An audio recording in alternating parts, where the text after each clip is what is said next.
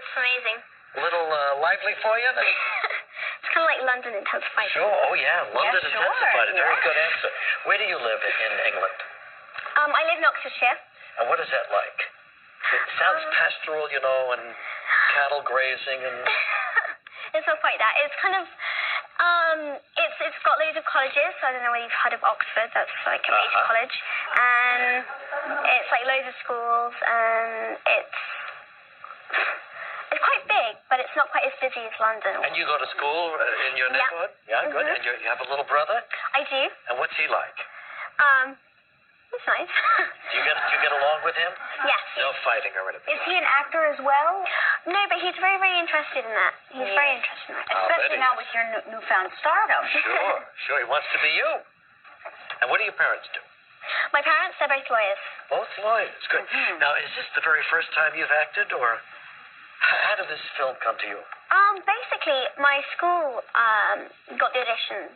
No kidding. Yeah, which is really surprising. It's a really strange way to get into it. You know, like have an agent and stuff like that, but I didn't. So, and it was done in my school gym. And what was the audition like?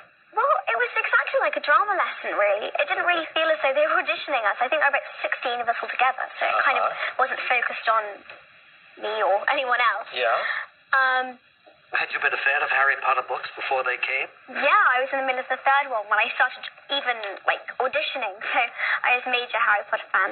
And did you feel that you sounded like the character, that you embodied the character? Did you picture yourself as the character when you were reading the book? Now that I've made the film, when I read the book, I see myself as Hermione. But before it wasn't even in my wildest dreams. So what happened when you learned you got the part? That must have been the thrill of your life, right? Yeah, it was. I can't believe it. And what did the other kids say at school? Why you? Why you, Emma Watson? Because I'm worth it.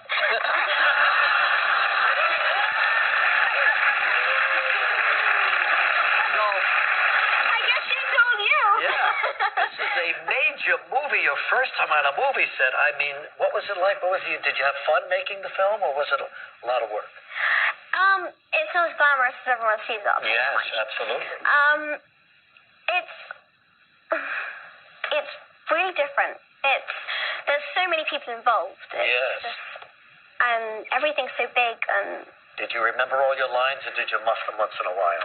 Everyone muffs them once in a while. Yeah.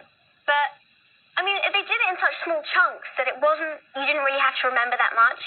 It was just... She does an amazing job in this film. My son has quite a crush. Oh, really? Yes, his first crush. You'd love him. He's 3 years old. You can't beat a good younger man, you know. Let's take a break. We'll come back. We'll show you a clip, and we'll talk some more about it.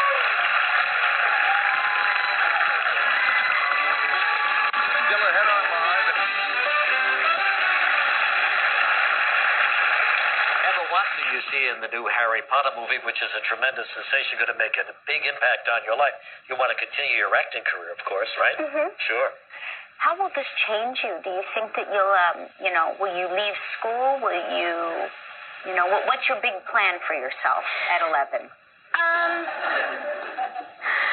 I think I want to carry on in school. I'm definitely not going to drop out. Good. I'm going to go to college. Good. And you're going to become a lawyer. No. No, I'm kidding. Shoving around paper on a desk isn't really my thing. No. She's my kind of girl. Yeah. Well, go to school and get that college education and see what happens. Exactly. Sure. Absolutely. I love the way you speak. Whenever we have a guest from England on the show, I get very excited. And all of a sudden, my own British accent seeps out. Hello, Emma. How are you? Don't I sound like Cary Grant? No. Do you know who Cary Grant is? No. No, I didn't think. There you go. All right. In this particular scene, incidentally, somebody told me that you have a big crush on Prince William. No? A little bit of a crush. He's so...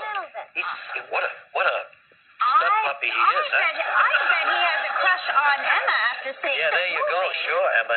She's a superstar. Yeah, he's a dude, but you're a beauty. You know what I'm saying? He's not really a dude. Brad Pitt's a dude, but William is funny. Brad Pitt's a dude. Yeah, you're right. Well, now that you're so observant about men, check it out. Check it out, Emma. Take a good long look and tell me, where do I stand?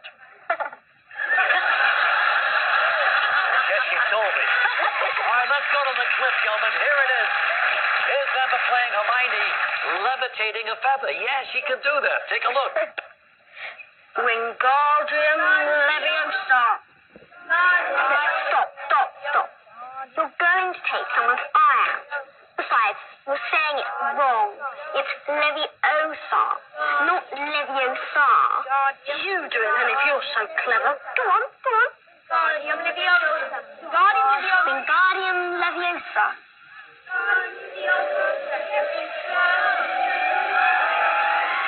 See here, everyone. Miss Grange has done it. Splendid. Wingardium Leviosa. Well done, dear. I think we're going to need another feather over here, Professor. Harry Potter and the Sorcerer's Stone. Yeah, one of the big hits of the holiday season. Emma, thanks very much for coming by. Nice to have you here. We'll be back in a moment. What's with this one? Now, this is a 2 In the new, much-anticipated movie Harry Potter and the Chamber of Secrets, based on J.K. Rowling's second book, a trio of child actors shine yet again. As Hermione Granger, Emma Watson has grown both professionally and personally. She's smart, beautiful, and she's a girl whose brain gets her best friends Ron and Harry out of as many a jam as they all become better and better wizards. Emma Watson, good morning. Good to see you, Emma. See you soon. So at age 12, you're 12 now? Yeah, I'm going to be 13 soon, though. Yeah, but now you're kind of a veteran actress at this point. What was it like the second time around? How did it compare to your first experience? It was really good because I kind of enjoyed the second one much more than I enjoyed the first one, and I enjoyed watching the second one much more than I did the first one. Why? Making-wise, it's probably just because, like, I need a cast, I need a crew, I need a director, and let's face it, I knew what I was doing this time around. That was good. Yeah. And watching it, I just thought it was much, much better. I think it's a billion times better than the first one, like a billion quadrillion. I've heard a billion quadrillion. I've heard you say that, when people ask you about the movie, but why do you think it's so much better? Just because it's like, it's funnier, it's scarier, the special effects are really good, there's lots more characters, and with the first one you kind of had to introduce everybody, and the second one you just go straight into all the action and stuff.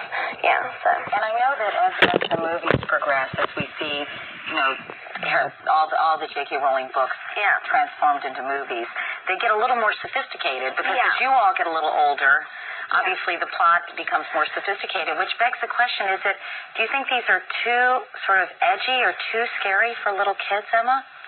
I mean, I went in with a 5-year-old, and I was actually the one who was carrying the seat, but it just kind of depends on the child and whatever. It depends.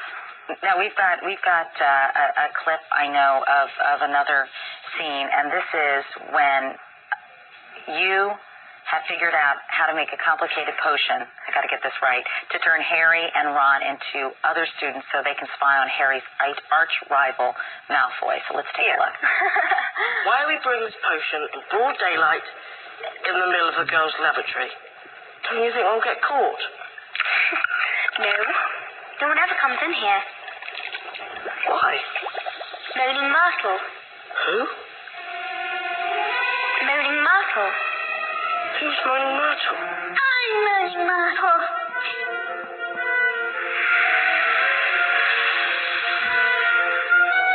I wouldn't expect you to know me. Who would ever talk about ugly, miserable, moping, moaning Myrtle?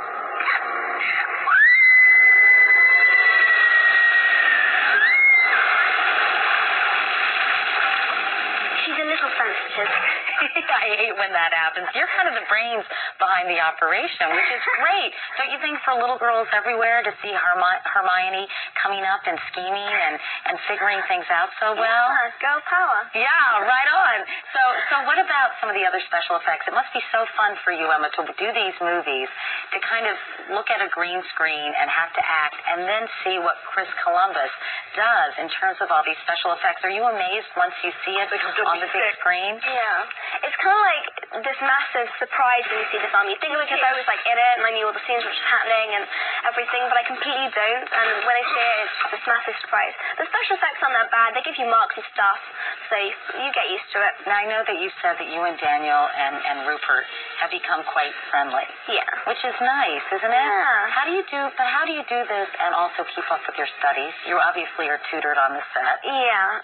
Just, obviously I have tutoring on the set, 3 hours minimum, 5 hours maximum worth of schoolwork to do, and because it's one-to-one, you kind of get a lot more done and stuff. As far as keeping up with friends is, it's just, weekends, I try and do as much as I can, and email's always really good. Yeah, that is a great way to stay in touch with people. Meanwhile, it must have been sad for all of you when Richard Harris died, who of course played Dumbledore. I'm sure you missed him a lot, or really, really sad to hear about that. Yeah, so... Yeah,